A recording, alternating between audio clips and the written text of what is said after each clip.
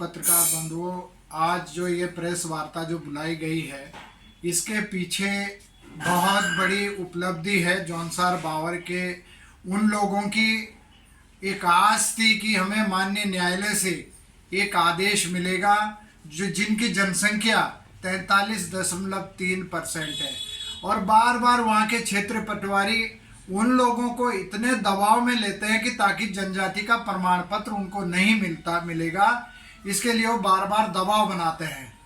इसलिए आज जो मैं आपके सामने प्रेस वार्ता कर ये जो बात रख रहा हूँ, ये बहुत खुशी का अनुभव हो रहा है। माननीय न्यायालय ने हमारे बीच में बहन बैठी हुई है, सुनीता जी है, इनके पति बैठे हुए हैं गोपाल जी, इनके द्वारा भारत संवैधानिक अधिकार संरक्षण मंच के द्वारा एक पिटीशन माननीय न्यायालय में लगाई गई थी कि इन्होंने एक जनजाति का प्रमाण पत्र मांगा था 2023 में, जिसमें पटवारी ने खुद रिपोर्ट लगाई है। ये आप देख सकते हैं, ये बकायदा पटवारी की रिपोर्ट है और ये दस्तावेज जो कैमरे के सामने है ये मैं आपको दिखा रहा हूँ।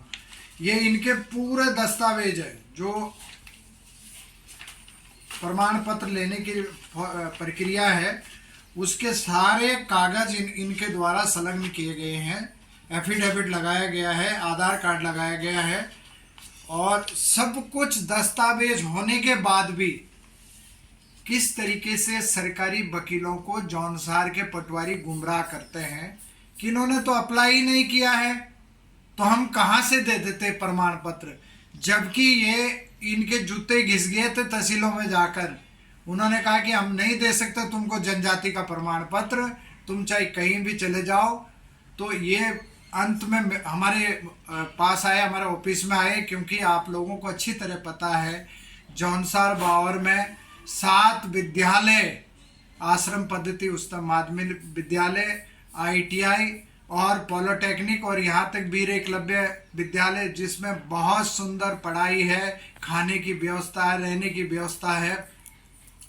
उन विद्यालयों में अनुसूचित जाति के बच्चों के प्रवेश बंद कर दिए गए थे। आपको वो भी मालूम होगा सभी सम्मानित पत्रकार बंधुओं को कि किस तरीके से इनके अधिकारों को दिलाने के लिए मेरा उत्पीड़न किया गया था। 20 तारीख को, पिछले महीने 20 जून को, हम घंटाघर से जैसे ही हमारे साथी गांधी पार्क के पास धरने पर बैठे थे, मुझे पुलिस उठा के ले गई थी कप्तान साहब के यहाँ।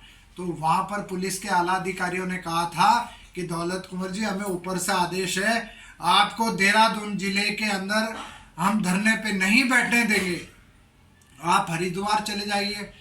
तो उसके बाद हमारे साथियों की एक मीटिंग हुई। मीटिंग में हम लोग माननीय न्यायालय के शरण में गए और माननीय उच्च न्यायालय का बहुत बहुत धन्यवाद कि उन्होंने 27 तारीख को आदेश किया, और आदेश की जो कॉपी है वो हमें कल ही प्राप्त हुई है। आज इसलिए हम प्रेस वार्ता कर रहे हैं। मेरा निवेदन है तीनों तहसीलों के तहसीलदारों से और उप जिला अधिकारी महोदय से, कृपया और सुनीता जैसी जो महिला है, औरों को शिकार ना बनाएं आप। हर किसी के पास हाई कोर्ट में जाने की हैसियत नहीं है, हर कोई हाई कोर्ट नहीं जा सकता है। जब हाई कोर्ट ने पिछले कई बार आदेश कर दिए हैं, और ये मनीषा पंवार जी का जो शासनादेश है, ये शासन ने जारी किया है, और ये 2008 का शासनादेश है, इसको तो कम से कम लागू करिए ना। आप लोग जो है अपनी चलाते हो, ये मनमानी अब नहीं चलेगी, क्योंकि 24 दिन का समय दिया गया है इनको प्रमाण पत्र के लिए, और इनके द्वारा बाकायदा जब हाई कोर्ट में झूठ बुलवाया गया सरकारी वकील से, तो हम उसका पालन कर रहे हैं। सुनीता जी उसका पालन कर रही है। ये देखिए, जनाधार से इन्होंने अपने प्रमाण पत्र के लिए अप्लाई कर दिया है, क्योंकि माननीय हाई कोर्ट में सरकारी अधिवक्ता ने झूठ बोला कि इन्होंने आवेदन किया ही नहीं, तो इनको जनजाति का प्रमाण पत्र कहाँ से मिलेगा। तो अब हमने प्रमाण पत्र अप्लाई कर दिया है, और जो माननीय न्यायालय ने समय निर्धारित किया है, उस समय के आधार पर यदि पटवारियों ने और जो भी आला अधिकारी उन्होंने कोई आनाकानी करने का काम किया और इनको जो है प्रमाण पत्र नहीं दिया, तो ये मामला अब छोटे मोटे जगह नहीं जाएगा, अब ये मामला सुप्रीम कोर्ट में जाएगा। इसलिए मेरा हाथ जोड़कर विनती है माननीय जिलाधिकारी महोदय देहरादून, उप जिलाधिकारी महोदय चकराता, जो व्यवस्था जौनसार बावर में बनी हुई है उसको अथात रखने की कृपा करें। वहाँ पर अनुसूचित जाति के व्यक्ति, ये शासन का शासनादेश कह रहा है, अनुसूचित जाति का व्यक्ति चाहे वो जनजाति का सर्टिफिकेट ले चाहे वो अनुसूचित जाति का सर्टिफिकेट ले, वो दोनों सर्टिफिकेटों में एक सर्टिफिकेट ले सकता है। तो ऐसी सुनीता जैसी ऐसे कई परिवारों के गरीबों के बच्चों की जिंदगियां बर्बाद करने का काम किया है पटवारियों ने चकराता विधानसभा में।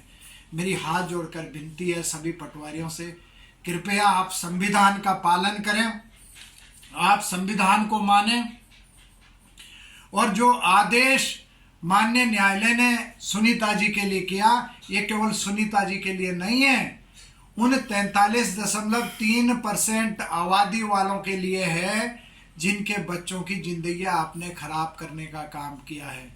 भविष्य में कोई भी शिकायत यदि आती है तो मैं दोबारा ये बात आप लोगों के सामने, सभी पत्रकार बंधुओं के सामने रखना चाहता हूँ। फिर ये मामला अब हाई कोर्ट में नहीं जाएगा, अब ये मामला सुप्रीम कोर्ट में चैलेंज होगा, और सुप्रीम कोर्ट में क्या क्या निकल के आएगा फिर इसको संभाल पाना किसी के बस की बात नहीं रहेगी। इसलिए मेरा आपसे आग्रह है कि जो जी रहे हैं उनको जीने दो, और जो अपने अधिकार मांग रहे हैं संवैधानिक अधिकार, उनको उनके संवैधानिक अधिकार देने की कृपा करें। आप सबका पत्रकार बंधुओं